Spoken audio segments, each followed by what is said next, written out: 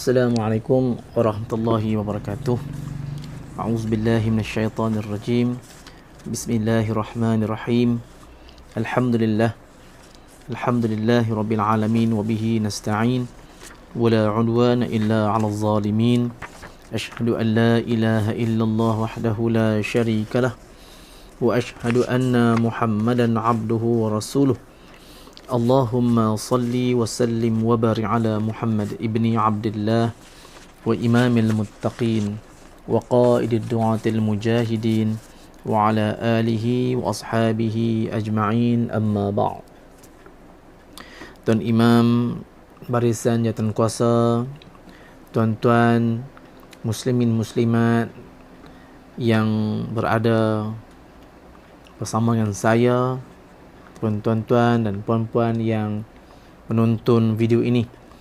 Alhamdulillah, pertamanya marilah kita sama-sama panjatkan syukur kepada Allah Subhanahu Wa Taala kerana masih lagi diberi kita kesempatan, diberi kita peluang, diberi kita ruang waktu untuk kita bersama-sama melihat sedikit khazanah yang Nabi tinggalkan untuk menjadi panduan hidup kita bersama. Moga-moga tuan-tuan ianya menjadi pedoman kepada kehidupan kita, menjadi panduan hidup kita, menjadi petunjuk kepada perjalanan kehidupan kita sehinggalah nanti kita bertemu dengan Allah Subhanahu Wa Taala, insya-Allah. Tuan-tuan, pada hari ini kita lihat satu lagi kisah dalam kitab 40 hadis sahih, kisah ghaib yang disusun oleh Profesor Dr. Umar Sulaiman Al-Ashqar untuk menjadi renungan kita, untuk menjadi ibrah kepada kita, kerana setiap apa yang disampaikan oleh Nabi sallallahu alaihi wasallam itu pasti ada manfaat yang perlu kita ambil untuk menjadi petunjuk kehidupan kita seharian, insya-Allah. Tuan-tuan, hari ini kita tengok satu kisah lagi, iaitu kisah yang berkaitan dengan mati yang dimatikan. Satu topik yang agak menarik, yakni mati yang dimatikan, yang disusun oleh Syekh Al-Ashqar. Hadis ni dibawa oleh seorang sahabat Nabi yang mulia, yakni Abu Sa'id Al-Khudri. Abu Sa'id Al-Khudri ni, tuan-tuan, salah seorang daripada sahabat yang banyak meriwayatkan hadis Nabi sallallahu alaihi wasallam. Kalau kita tengok daripada susunan beberapa sahabat Nabi SAW yang banyak meriwayatkan hadis Nabi SAW, ialah pertama sekali iaitu Abu Hurairah. Abu Hurairah ni, tuan-tuan, dia meriwayatkan hadis 5,374 buah hadis. Dia antara sahabat, beliau antara sahabat yang paling banyak meriwayatkan hadis, yakni Abu Hurairah. Dia walaupun Abu Hurairah ni antara sahabat yang agak lewat memeluk Islam dari tahun 7 Hijrah, tapi beliau banyak meriwayatkan hadis, yakni 5,374 buah hadis. Kemudian Abdullah bin Umar, yakni Ibnu Umar, 2,630 buah hadis. Yang ketiga ialah Anas bin Malik. Ini seorang yang juga rapat dengan Nabi SAW, bersama dengan Nabi sejak kecil. Ibunya Ummu Sulaim telah menyerahkan Anas bin Malik kepada Nabi SAW untuk dijadikan khadam, dan Anas bin Malik ni hidup dengan Nabi sehinggalah wafatnya Nabi SAW di Madinah. Ummu Sulaim ni walaupun suaminya, yakni Malik bin Nadar, tidak memeluk Islam, tapi Allah gantikan Ummu Sulaim ini dengan Abu Talha. Walaupun pada awalnya Abu Talha ini tidak memeluk Islam, tapi disebabkan oleh ingin berkahwin dengan Ummu Sulaim, dan Ummu Sulaim mensyaratkan mas kahwinnya ataupun maharnya ialah dengan Islamnya Abu Talha, maka Abu Talha memeluk Islam. Jadi tuan-tuan, Anas bin Malik ni dia meriwayatkan hadis 2,276 buah hadis, dan ada yang mengatakan 2,236 buah hadis. Kemudian Aisyah Ummul Mukminin 2,210. Kemudian Abdullah bin Abbas ataupun Ibnu Abbas.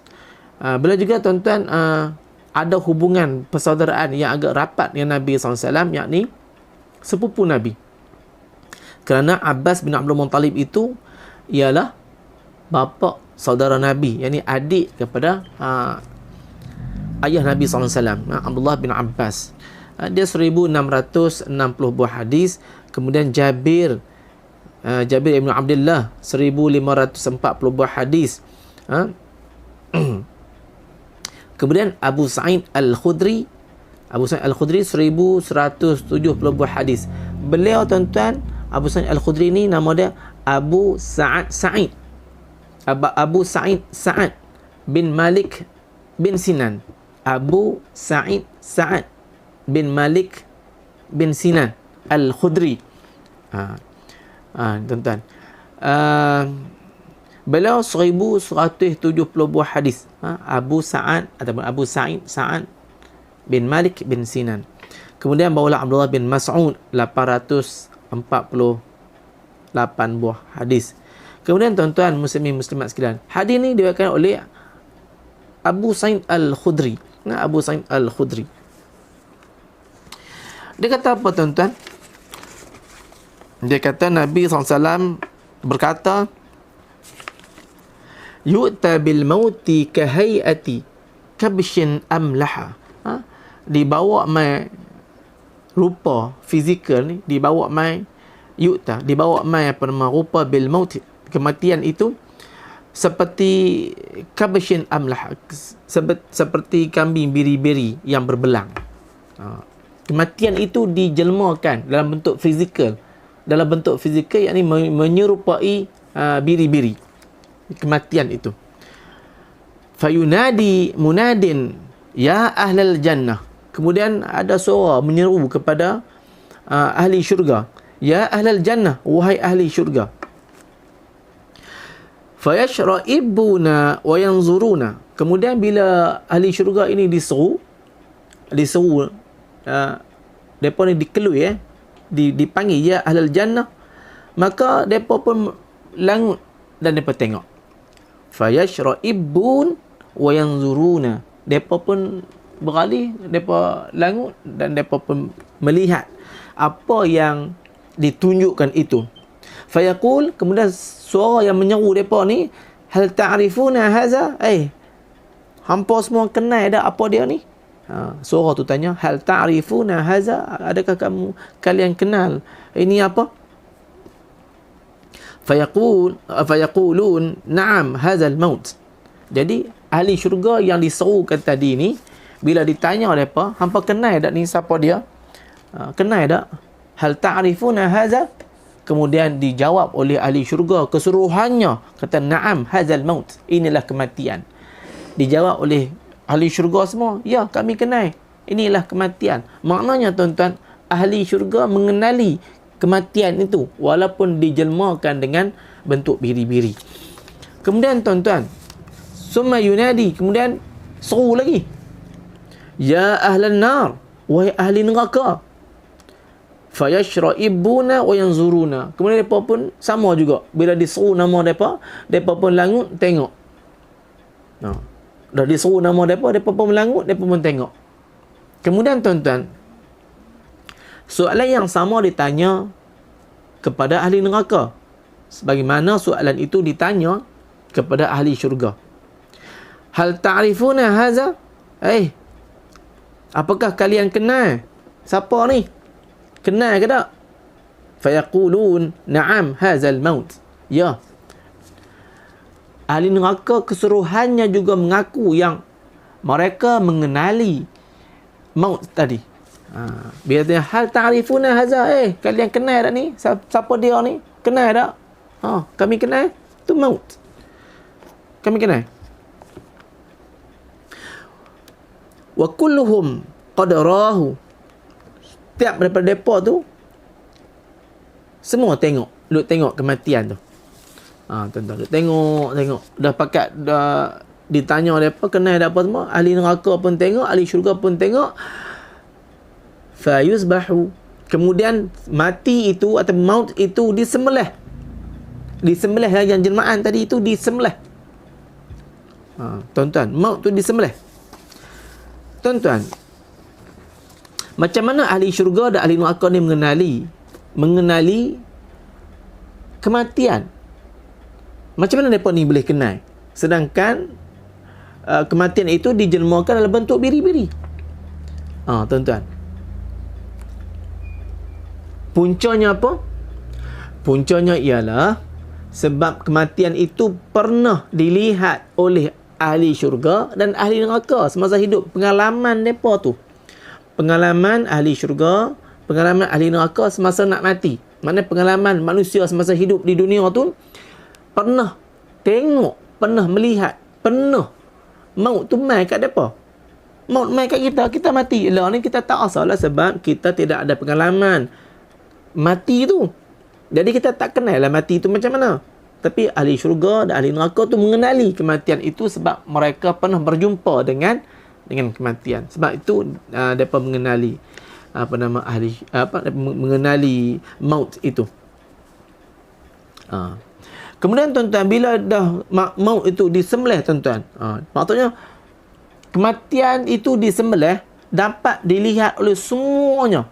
Ahli syurga baik, ahli neraka baik dapat melihat kematian itu. Walaupun dalam suasana yang ramai orang, walaupun jarak yang jauh, ramai apa semua, mereka semua dapat tengok. Semua dapat tengok maut tu, semua dapat tengok. Ahli neraka seorang pun tak terlepas, ahli syurga seorang pun tidak terlepas melihat kematian itu disembelih. Summa yaqul, ya ahlal jannah khuludun fala maut. Disuruh, wahai ahli syurga, kamu kekal hidup, takkan matilah. Maka tak mati-matilah. Senyumlah ahli syurga ni, sebab ahli syurga ini ditempatkan dalam syurga, tempat nikmat. Bila tak mati, maknanya merasai nikmat itu selama-lamanya. Merasai nikmat itu selama-lamanya. Sedangkan kita tengok masa cerita orang yang paling akhir masuk syurga, orang yang paling akhir keluar daripada neraka pun, bila nampak syurga saja, asal takjub dah. Ini kan pula orang yang berada dalam syurga Allah Subhanahu wa taala. Kemudian wa ya ahlan nar, wahai ahli neraka, wahai ahli neraka, khuludun fala mauta. Ahli neraka pun sama juga diseru, wahai ahli neraka, hampa ni duduklah dalam neraka ni, hampa kekal dalam dia, fala mauta, hampa pun takkan mati. Pasal apa? Pasal kematian itu telah disembelih. Maka orang yang berada dalam neraka itu duduk dalam neraka. Duduklah dalam neraka. Fala maut, hampa takkan mati. Tak mati dah. Di akhirat ini tempat yang tidak akan mati. Duduklah dalam tu. Orang yang berada dalam neraka pastilah akan berduka cita. Kerana apa? Kerana neraka tempat azab. Belum pun masuk sudah rasa azab. Bagaimana seorang lelaki yang saya katakan tadi, yang akhir dikeluarkan daripada neraka ni tuan-tuan, wajah saja badan duduk di luar, tapi bila wajah menghadap ke arah neraka tuan-tuan, dah berasa bahang, panasnya neraka, sehingga mohon ke Allah Ta'ala supaya Allah kalihkan wajah dia yang menghadap ke neraka tu untuk menghadap ke arah lain. Tak sanggup. Sebab apa? Panas yang melampau ni, panas ni, bahang yang melampau menyebabkan muka rasa panas. Itu belum masuk. Maknanya tuan-tuan, azab. Bila dah jadi macam ni tuan-tuan, bila dia kata khuludun fala maut, fala mauta, hampa kekal dalam dia, hampa takkan mati dah. Satu azab yang sangat besar dirasai oleh ahli neraka keseluruhannya apabila melihat kematian itu dimatikan ataupun maut itu disembelih di depan mata mereka, disembelih secara berhadapan. Semua orang nampak, ahli syurga pun nampak, ahli neraka pun nampak, walaupun tempat yang luas. Summa qara'a. Siapa ni? Nabi SAW membaca. Nabi kata, wa anzirhum yawmal hasrati iz qudiyal amr wa hum fi ghaflatin wa hum la yu'minun. Nabi kata, bagilah peringatan kepada mereka mengenai hari penyesalan, hari ghaflah, hari penyesalan. Bagilah peringatan kepada orang-orang ni tentang hari penyesalan.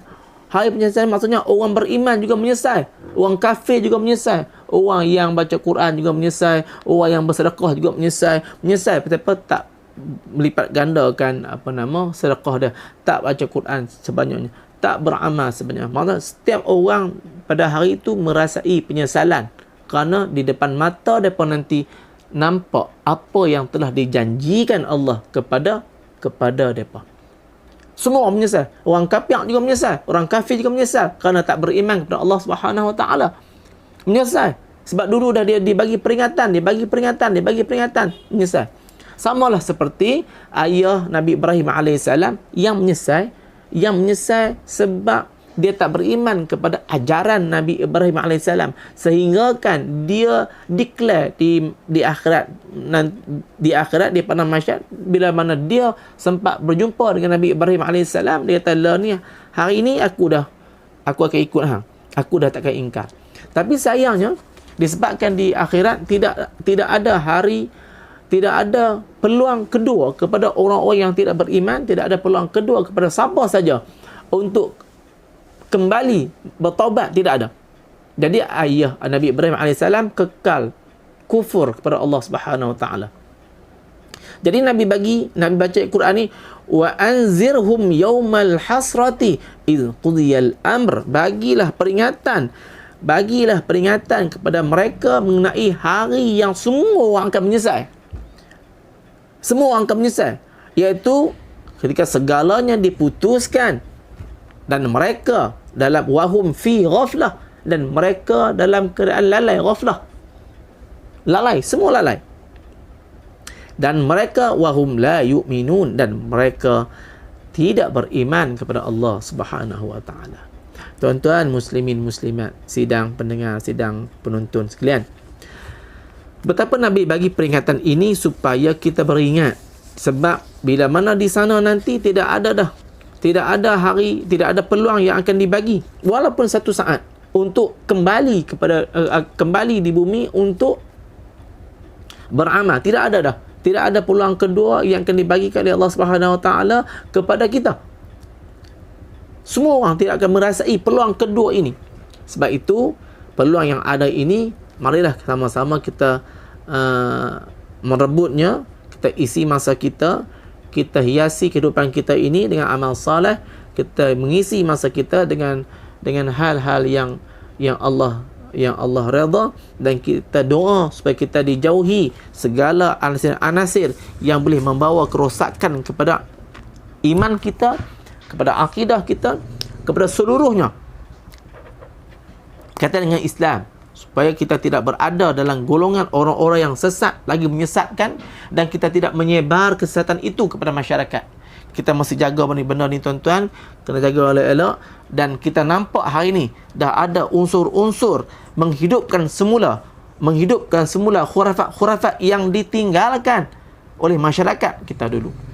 Dah ada unsur-unsur tu, ada unsur-unsur menghidupkan semula perkara-perkara yang khurafat, mandi safar, tulis nombor di motor supaya elok kemalangan, elok bala, elok bencana, minta izin wali naubah. Semua tu unsur-unsur membawa kepada khurafat. Dengan tengok pada pakaian, serban besar tidak ada jaminan untuk dia diterima amalnya oleh Allah Subhanahu Wa Taala. Jubah yang cantik, jubah yang melayak juga tidak ada jaminan benarnya pegangan dia. Kalau nak kira jubah, Abu Lahab juga pakai jubah. Jadi berhati-hati. Berhati-hati. Bukan jubah menjadi kayu ukur kepada kebenaran ajaran Islam. Bukan jubah menjadi kayu ukur. Bukan serban menjadi kayu ukur.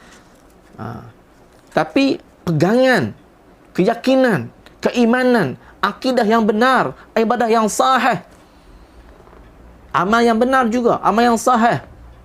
Ini menjadi jaminan kepada kita. Jaminan kepada kita untuk diterima oleh Allah Subhanahu Wa Taala. Ittiba' Nabi sallallahu alaihi wasallam dalam hal agama. Lebih lagi hal-hal macam ni tuan, ni cerita yang berkaitan dengan cerita yang berkaitan dengan benda gaib, benda yang kita tak nampak. Kita tidak boleh melalui orang perseorangan orang biasa. Hanya Nabi yang menerima wahyu. Hanya Nabi yang dapat wahyu petunjuk dari Allah Subhanahu Wa Taala. Nabi yang terima wahyu. Takkan kita nak menerima pakai mimpi sebagai sandaran? Bila sebut ulama kasyaf, siapa dia yang kasyaf, yang kata bala Allah tu bulan Safar? Siapa? Ulama mana? Nama apa dia? Kalau sekadar sebut dalam kitab, kitab apa? Bukan semua yang dalam kitab itu diterima. Ia perlu disaring. Penyaringan kitab tu, tahqiq tu penting. Agama ini bukan boleh diterima bulat-bulat. Dikaji. Cerita yang benar, yang pelik-pelik tu dikaji, disaring. Itulah agama. Sebab tu kita berhati-hati dengan kisah Isra'iyat. Itu antara punca nak jaga kesucian agama. Kalaulah agama ini boleh ditokok tambah, boleh ditambah cerita-cerita dongeng, boleh ditambah cerita-cerita yang main daripada seseorang, maka keaslian agama itu akan hilang. Maka samalah kita dengan agama-agama lain yang ditokok tambah, yang direka-reka cerita dia untuk menyedap telinga si pendengar. Agama Islam bukan agama untuk halwa telinga semata-mata, tapi agama Islam membawa akidah yang benar, ibadah yang sahih dan akhlak yang mulia. Wallahu a'lam bissawab. Moga-moga ada manfaat kepada kita, insya-Allah. Saya minta maaf kepada tuan-tuan dan puan-puan kalau ada silap kata daripada saya, dan saya mohon ampuni Allah Subhanahu Wa Taala. Moga-moga Allah ampunkan dosa kita semua, insya-Allah. Wallahu a'lam bissawab. Assalamualaikum warahmatullahi wabarakatuh.